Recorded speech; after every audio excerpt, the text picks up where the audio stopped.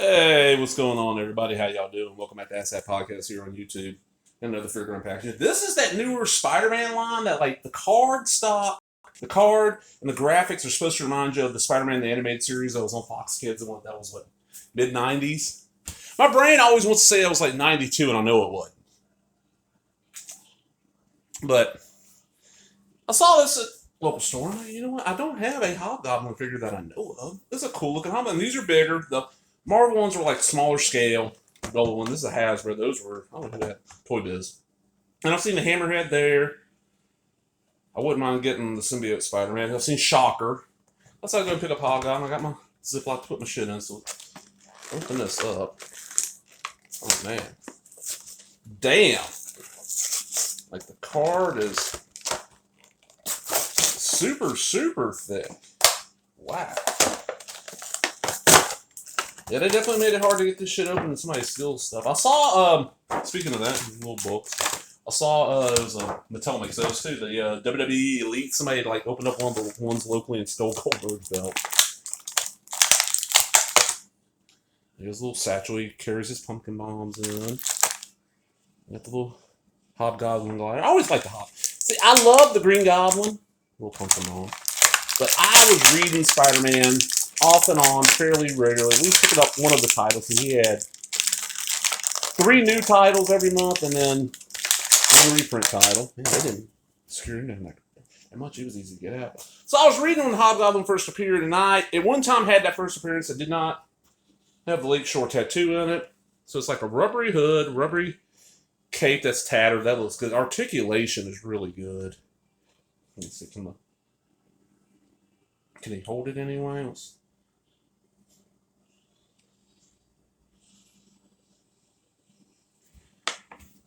Damn it. I know, because I'm holding it weird for the camera.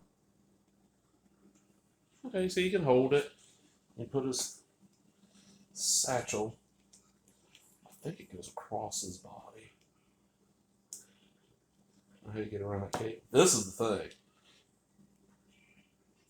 But I sold off that, or no.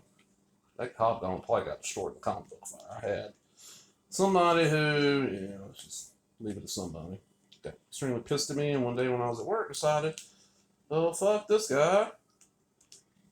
I'm gonna go. His feet don't look good at this. I'm gonna go burn all those fucking comics. And I lost, like, a couple of long boxes at least, totaled. Bunch of them got smoke damage or char damage. There was in there. Oh, okay, this would have been 96. And there was like from issue 1 to about issue 50 or 75. I'm not exactly sure when I finally quit running G.I. Joe all in decent shape. Not meant, but like a step below. There was, at that time, 1.5 runs of Uncanny X-Men before it became Uncanny. Started with 100, going all the way up to 300. Including annuals and all that shit. A bunch of other stuff. Some of it survived, some of it didn't. The G.I. Joe got burned up. I had a pretty, like, Transformer first 2 or 3 years. I had a pretty decent Marvel Star Wars run. I had a full run of Miracle Man from Eclipse. The issues got burned up or destroyed that way. I held onto the hardcovers in the trades, and I've sold off. The stuff that Marvel has reprinted, I've sold off those hardcovers and trades just because I wanted to make my money back. And the stuff they haven't, I still got them. And when it finally comes out, I'll get rid of those. I know they changed a few little things in the Marvel reprints, but I got scans of the originals. But I was just want to carry on enjoy. I enjoyed the Green Goblin because Spider-Man's one of these where I knew the character. As a kid, I don't really know how. I guess maybe my parents remember him like the comics. I don't know how I discovered Spider-Man, but it was, 80, 81. So I wasn't real old yet when Spider-Man's Amazing Friends started. And I watched that every week and became my favorite character, but I did not really buy the comic. It was about 84. That was off the air. And my local library had like a comic exchange. You bring in one comic for one comic. One time, I was like, I would go hit yard sales, talk to friends. Anybody was giving their comics, get their comics cheap and trade them in for stuff. Yeah, I'd be trading in like Archie and Disney and stuff like that, or these spy religious comics for, whatever I could find in there. Where they had these paperback books, regular size paperback books. Right here. You know, paperback book about that size. And it would be about that thickness. It'd reprint like 6 issues in color of early Marvel stuff. And I got like 2 or 3 volumes of Spider-Man. It was then also when I got in Doctor Strange.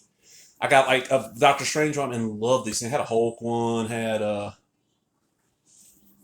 what's that? I had a Captain America, and that's when I really got into Spider-Man. Like, oh, I want to read more of this. Well, that's when I discovered that you had about that time you had 3 monthly titles that were new stuff, and then 1 monthly title was reprints. And I would I always picked up Marvel Tales, especially if it was reprinting anything pre-issue 100.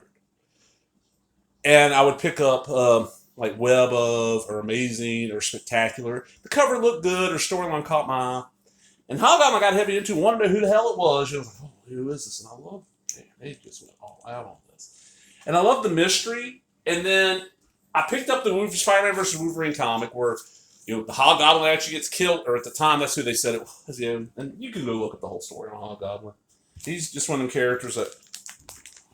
And I got into him because I loved the original Green Goblin. Because it wasn't until Marvel started the Deluxe Handbook that I learned who the original Green Goblin was. Because I'd seen the appearances in them trade paperbacks, the paperback books like this.